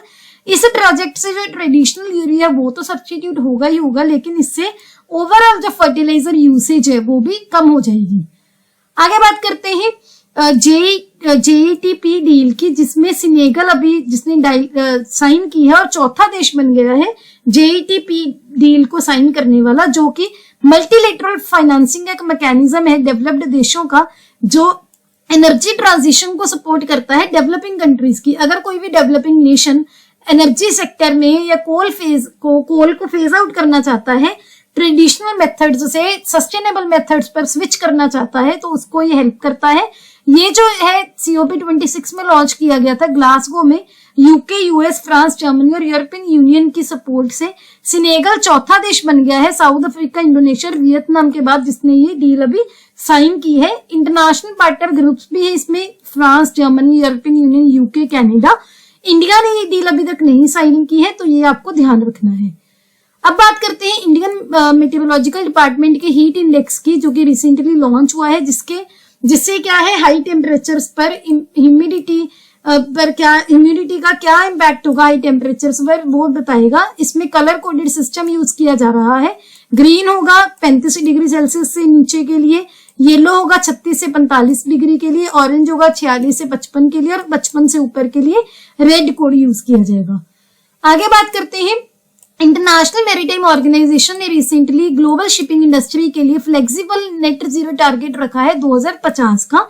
2030 तक वो 20% कम से कम जो है एमिशंस कम करेंगे, उसके बाद 2040 तक वो कम से कम 70% और 2050 तक बिल्कुल जीरो कर देंगे जो एमिशंस हैं। इंटरनेशनल मैरीटाइम ऑर्गेनाइजेशन एक स्पेशलाइज्ड एजेंसी है यूनाइटेड नेशंस की, जो कि शिपिंग को रेगुलेट करती है।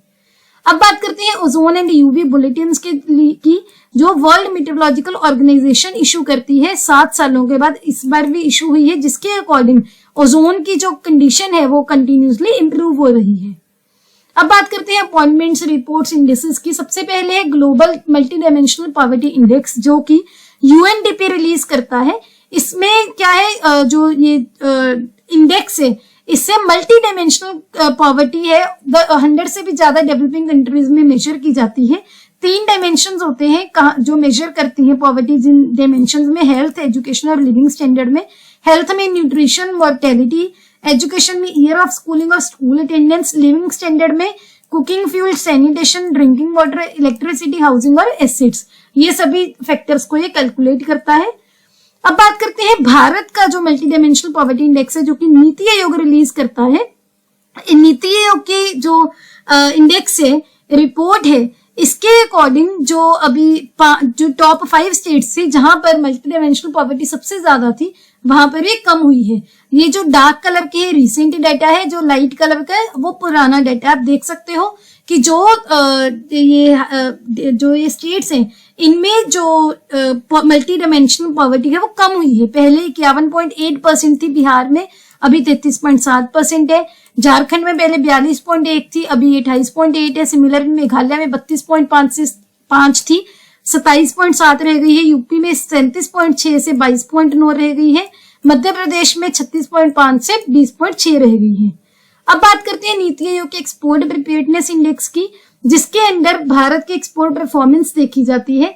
इसमें भारत के स्टेट्स और यूटीज के एक्सपोर्ट परफॉर्मेंस को 4 पिलर्स पर देखा जाता है: policy, business ecosystem, export ecosystem और एक्सपोर्ट परफॉर्मेंस। अब बात करते हैं हेनली पासपोर्ट इंडेक्स, जो कि रिसेंटली रिलीज किया है, जिसके अकॉर्डिंग सिंगापुर का पासपोर्ट अब दुनिया का सबसे पावरफुल पासपोर्ट हो गया है। और इंडिया का कितना रैंक है? 80th रैंक है। पहले इंडिया का कितना रैंक था? 85, अब इंप्रूव हुआ है। Henley passport index, Henley and partners एक इन्वेस्टमेंट माइग्रेशन कंसल्टेंसी है, लंदन में बेस्ड है, जो रिलीज। आगे बात करते हैं, हमारी सरकार ने रिसेंटली अटल बीमित व्यक्ति कल्याण योजना, जो कि अनएम्प्लॉयमेंट स्कीम है, उसका टेन्योर बढ़ाया है। ये एम्प्लॉय स्टेट इंश्योरेंस कॉर्पोरेशन के अंडर है, जो कि अभी बढ़ाकर जिसका टेन्योर 30 जून 2024 तक कर दिया है। ये 2018 में लॉन्च की गई थी 2 साल के लिए, लेकिन इसका जो टेन्योर है बढ़ता अभी थोड़े टाइम बाद बढ़ा दिया गया, अभी 2024 तक किया गया है। इसमें क्या होता है, जो ईएसआईसी के अंडर इंश्योर्ड लोग हैं उनको 90 दिनों के लिए अनएम्प्लॉयमेंट एक कैश कंपनसेशन दी जाती है, तो आपको ध्यान रखना है। अब बात करते हैं प्रधानमंत्री आवास योजना की, जिसके अंडर गवर्नमेंट ने इनकम स्लैब को ईडब्ल्यूएस के लिए डबल कर दिया है। पहले वो 3 लाख थी, अभी 6 लाख कर दी है। तो अभी जो जिनका ईडब्ल्यूएस का 6 लाख जिनकी इनकम है, वो इसके लिए एलिजिबल होंगे। प्रधानमंत्री आवास योजना एक फ्लैगशिप स्कीम है, जो कि ministry of housing and urban affairs के द्वारा इंप्लीमेंट की जाती है। 25 जून 2015 को लॉन्च की गई थी, जिसके अंडर अर्बन हाउसिंग शॉर्टेज को एड्रेस किया जाता है। Economically weaker section, low income group और मिडिल इनकम ग्रुप के लोगों के लिए उनको पक्का हाउस इंश्योर किया जाता है। 2022 तक ये किया गया था जब नेशन को 75 साल इंडिपेंडेंस को कंप्लीट हो गए, तो ये आपको ध्यान रखना है। आगे बात करते हैं, अभी रिसेंटली एक जो परफॉर्मेंस ग्रेडिंग इंडेक्स रिलीज हुआ है, इसके अकॉर्डिंग भारत की कोई भी स्टेट या यूनियन टेरिटरी ने जो हाईएस्ट ग्रेड अचीव नहीं किया है। जो टॉप मोस्ट स्टेट है वो कौन कौन सी हैं? पंजाब एंड चंडीगढ़, जो कि 641 से 700 के उसमें रेंज में लाई करती हैं। ये जो इंडेक्स है एजुकेशन मिनिस्ट्री रिलीज करती है। पीजीआई स्कोर एक एग्रीगेट स्कोर होता है, 6 डोमेन्स के बेसिस पर दिया जाता है। कौन कौन सी? Learning outcomes, access, infrastructure and facilities, equity, governance processes and teacher education and training. तो आपको ये ध्यान रखना है। अब बात करते हैं ग्लोबल पीस इंडेक्स की, जिसका 17th एडिशन रिसेंटली रिलीज किया गया। ये एक इंटरनेशनल थिंक टैंक है, कौन क्या, इकोनॉमिक्स एंड पीस, जो कि सिडनी बेस्ड है, जहां पर भारत का भी 126 रैंक रहा है। इस लिस्ट में आइसलैंड ने टॉप किया है, उसके बाद डेनमार्क और आयरलैंड है। जीपीआई है 163 कंट्रीज को रैंक करता है उनके पीसफुल, कितनी वहां पर शांति है उसके बेसिस पर। अब बात करते हैं वर्ल्ड इन्वेस्टमेंट रिपोर्ट 2023 की, जो कि अंकटेड रिलीज करता है, जिसकी फुल फॉर्म है United Nations conference on trade and development, जो कि एफडीआई के ट्रेंड्स पर इंसाइट्स देती है डेवलपिंग कंट्रीज में। अब बात करते हैं इकोनॉमी की न्यूज पे। सबसे पहले ग्रीडफ्लेशन नाम की एक टर्म न्यूज में थी। ये क्या है? ग्रीडफ्लेशन एक ऐसी सिचुएशन को रेफर करता है, एक्सप्लेन करता है कि अगर कोई भी जो कॉर्पोरेट है वो अपने लालच की वजह से प्राइसेस बढ़ा देता है, महंगाई बढ़ जाती है। एक तो होती है इन्फ्लेशन, जो वेज प्राइस स्पाइरल की, यानी कि उनके एम्प्लॉयज की जो सैलरीज बढ़ गई, कोई प्राइसेस बढ़ गए, वो प्रॉफिट प्राइस स्पाइरल होता है। लेकिन ये जो है ग्रीडफ्लेशन, किसी भी कंपनी का प्योरली प्रॉफिट के बेसिस पर, उनके लालच की, उनका लालच है कि वो अपना प्रॉफिट बढ़ाना चाहते हैं, उसके बेस पर ये सिचुएशन है।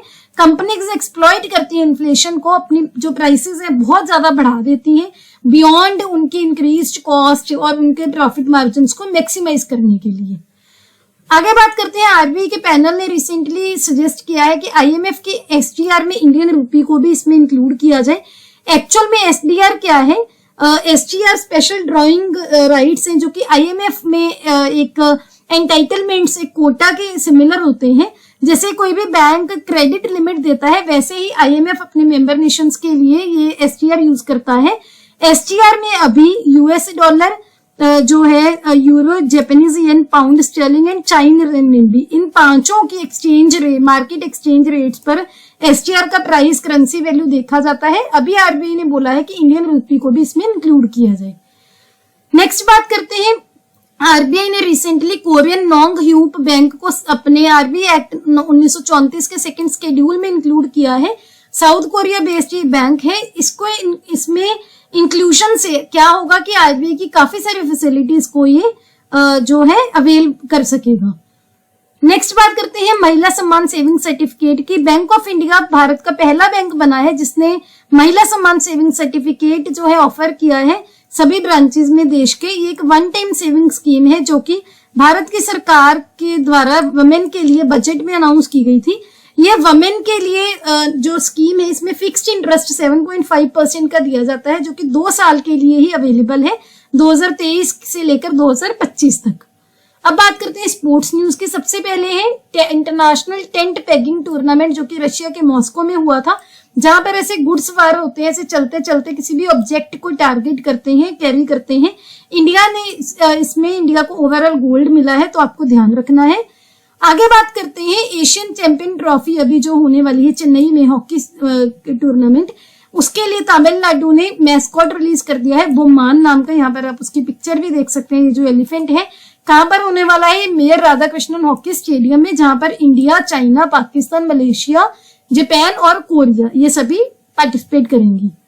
अब बात करते हैं रिसेंटली जो कोरियन ओपन टूर्नामेंट हुआ बैडमिंटन का, वहां पर भारत के सात्विक साईराज रंकीरेड्डी और चिराग शेट्टी ने इंडोनेशिया के अल्फियान रियान और आर्डियंटो उनके पैर को हराकर जीत हासिल कर ली है, तो आपको ये ध्यान रखना है। आगे बात करते हैं विंबलडन की। सो इस बार विंबलडन में जो कि एक टेनिस टूर्नामेंट है, जो अल्काराज है, जो अल्काराज इनका स्पेनिश प्लेयर है कार्लोस अल्काराज, वो जीते हैं। पहले जो ये इवेंट था इन्होंने ये इवेंट नोवाक जोकोविक को हराकर जीता है, तो आपको ध्यान रखना है। नेक्स्ट बात करते हैं हंगेरियन ग्रैंड प्रिक्स की, जो कि हंगरी के बुडापेस्ट में हुआ है, जहां पर मैक्स वर्स्टपेन ने रेड बुल टीम के लिए ये फिर से जीत लिया है। आगे बात करते हैं हमारी women cricket player Harmanpreet Kaur को सस्पेंड किया गया है आईसीसी कोड ऑफ कंडक्ट को ब्रीच करने के लिए, तो आपको ये ध्यान रखना है। अब बात करते हैं 2032 तक जो ग्रैंड प्रिक्स फॉर्मूला 1 है उसको हंगरी ही होस्ट करेगा। ये रिसेंटली चेंज किया गया है। पहले ये जो है इस हंगरी को होस्ट करने का 2027 तक डील थी, लेकिन अब ये 5 साल बढ़ाकर 2032 कर दी गई है। आगे बात करते हैं आईसीसी वर्ल्ड कप 2023 के एम्बेसडर की, जो कि अभी इंडिया में होस्ट होने वाला है अक्टूबर से नवंबर तक। इसके एम्बेसडर बॉलीवुड के एक्टर शाहरुख खान को चुना गया है, जिन्होंने कैंपेन भी लॉन्च किया है इट टेक्स 1 डे। अब बात करते हैं रिसेंटली, अभी आपको पता है कि 2024 के समर ओलंपिक्स पेरिस में होने वाले हैं, जहां पर रशिया और बेलारूस को इनवाइट नहीं किया गया। हाँ, लेकिन रशिया और बेलारूस के जो एथलीट्स हैं वो न्यूट्रल बेसिस पर इसमें कम्पीट कर सकते हैं। नेक्स्ट बात करते हैं एशियन पैरा गेम्स 2023 की, जहां पर हमारे एस बैडमिंटन प्लेयर जो प्रमोद भगत और सुकांत कदम है, उन्होंने क्वालिफाई कर लिया है इसमें पार्टिसिपेट करने के लिए, जो कि चाइना में होंगे। यहाँ पर इसके जो इवेंट्स है जिसमें पार्टिसिपेट करेंगे, सिंगल्स में, डबल्स में, सभी मेंशन है। नेक्स्ट बात करते हैं रिसेंटली इंडिया की फुटबॉल टीम ने जो SAFF चैंपियनशिप थी जो इंडिया में ही हुई थी वो जीत ली थी कुवैत को हराकर, तो ये आपको ध्यान रखना है। आगे बात करते हैं दुरंत कप की, जो कि एशिया का सबसे पुराना ओल्डेस्ट और वर्ल्ड का 3rd ओल्डेस्ट फुटबॉल टूर्नामेंट है, जहां पर इंडिया के फुटबॉल क्लब्स पूरे देश से पार्टिसिपेट करते हैं, जो कि अभी इस साल कोलकाता में अगस्त से लेकर सितंबर में ऑर्गेनाइज किया जाएगा। नेक्स्ट है 19th एशियन गेम्स की, जहां पर भारत की मेल क्रिकेट टीम को ऋतुराज गायकवाड वो कैप्टन की तरह लीड करेंगे हंगझाऊ एशियन गेम्स में, और वुमेन टीम को हरमनप्रीत कौर।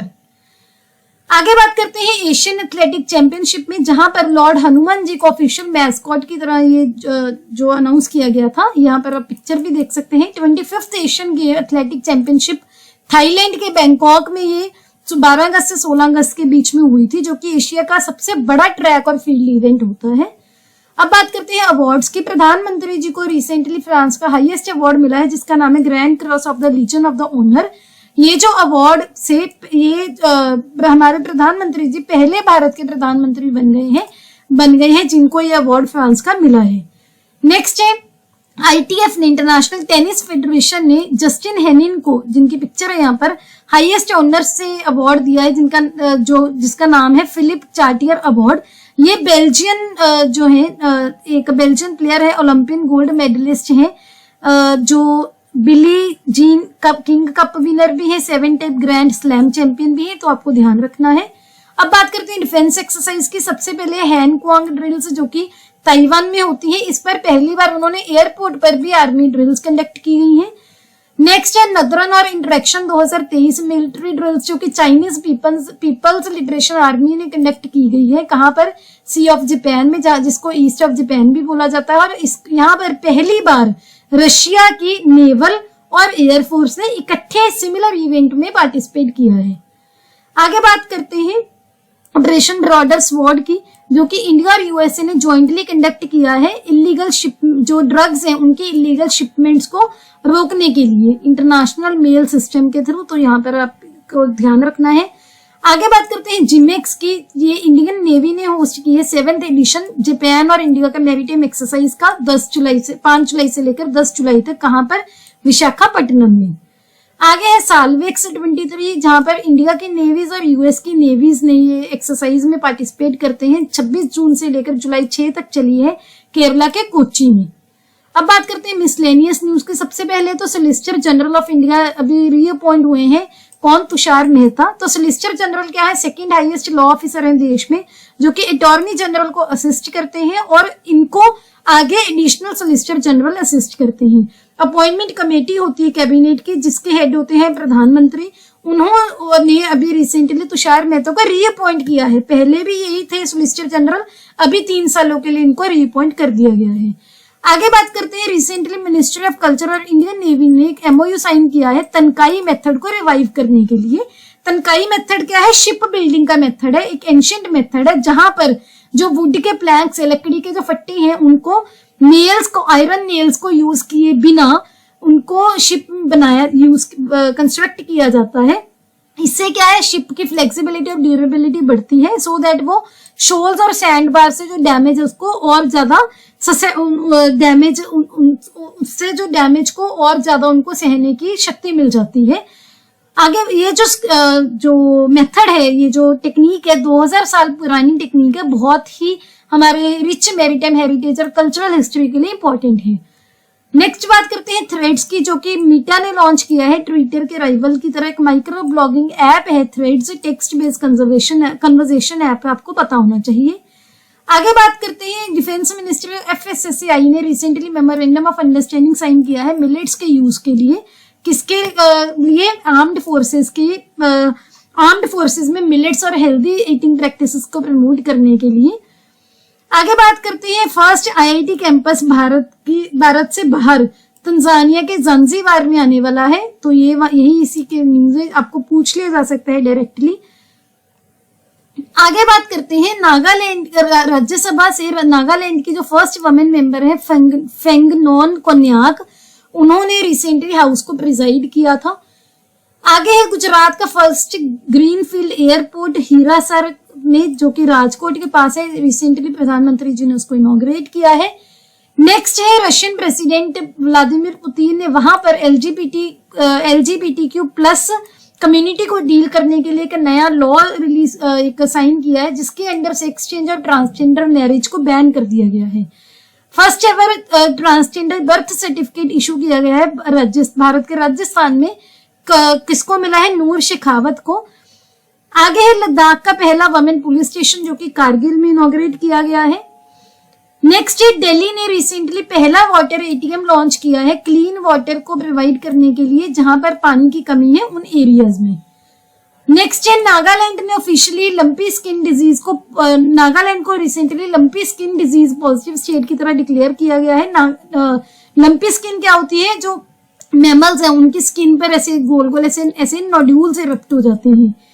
आगे है अनु अवेयरनेस यात्रा, जिसका थीम है atoms in the service of nation, जो कि रिसेंटली कलपक्कम के Indira Gandhi centre for atomic research पर लॉन्च की गई है। आगे बात करते हैं चाइना के ओपन काइलिन की, जो कि एक open source desktop operating system है, जो कि चाइना ने रिलीज किया है।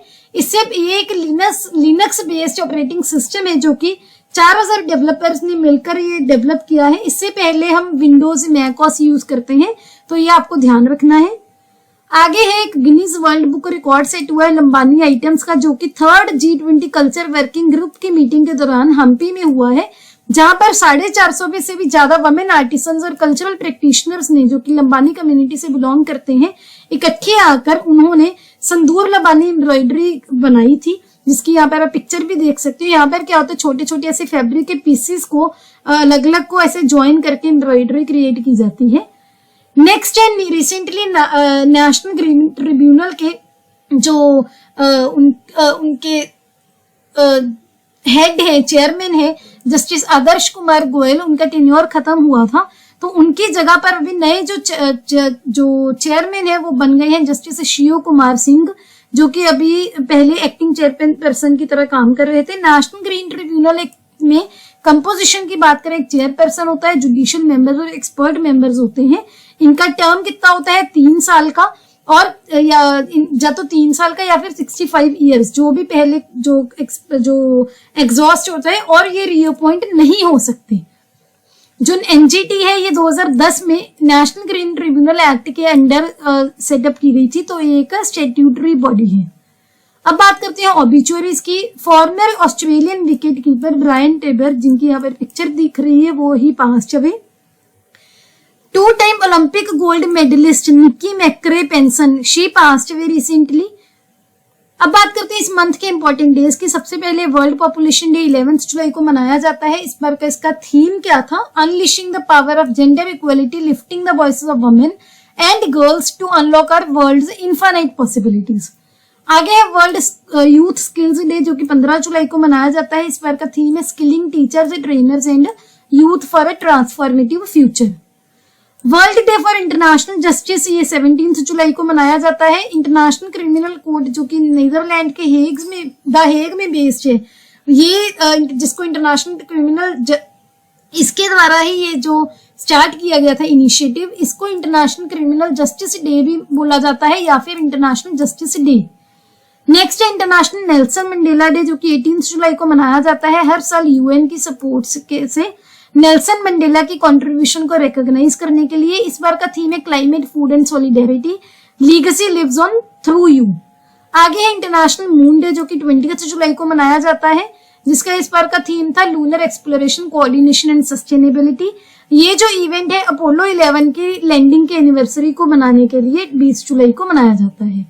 आगे है कारगिल विजय दिवस 26 जुलाई को। ये ऑपरेशन विजय की एनिवर्सरी को मनाने के लिए जो मनाया जाता है। 1999 में जो ऑपरेशन विजय हुआ था, जब इंडिया ने कुछ हाई माउंटेन आउटपोस्ट पर रीगेन कर लिया था।